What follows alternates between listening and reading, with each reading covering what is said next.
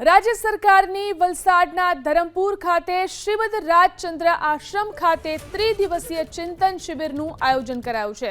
સામૂહિક ચિંતનથી સામૂહિક વિકાસ તરફની થીમ પર 12મી ચિંતન શિબિરનું આયોજન કરવામાં આવ્યું।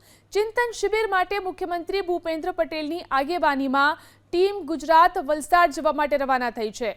વંદે ભારત ટ્રેન મારફતે અમદાવાદથી વલસાડ ટીમ ગુજરાત રવાના થઈ। વંદે ભારત ટ્રેન મારફતે મુખ્યમંત્રી, મંત્રીઓ અને ઉચ્ચ સનદી અધિકારીઓ રવાના થયા છે। કુલ 241 અધિકારી અને મંત્રીઓ આ શિબિરમાં જોડાશે। આ શિબિરમાં 5 જૂથમાં વિવિધ વિષયો ઉપર ચિંતન કરાશે।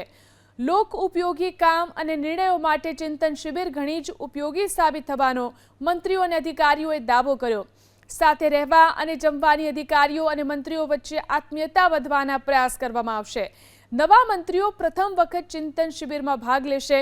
મુખ્યમંત્રીના સલાહકાર હસમુખ અઢિયા 12મી ચિંતન શિબિરના સાક્ષી બનશે। પોષણ અને જાહેર આરોગ્ય બાબત, જાહેર સલામતી, હરિત ઉર્જા અને પર્યાવરણ વિષય, સેવા ક્ષેત્રની વૃદ્ધિ, વૈવિધ્યકરણ, એઆઈના પડકારોનો સામનો કરવા સંદર્ભે આ ચિંતન શિબિરમાં ચિંતન કરાશે।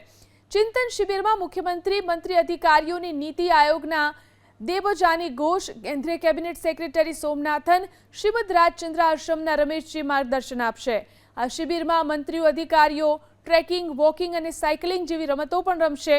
મુખ્યમંત્રીએ ચિંતન શિબિર અંગે સોશિયલ મીડિયા પ્લેટફોર્મ એક્સ પર પોસ્ટ કરી અને આ વિચાર વિમર્શ આવનારા સમયમાં ગુજરાતના વિકાસ, લોકાભિમુખ વહીવટ અને જનકલ્યાણની દિશામાં ખૂબ જ ઉપયોગી બની રહેશે તેમ જણાવ્યું।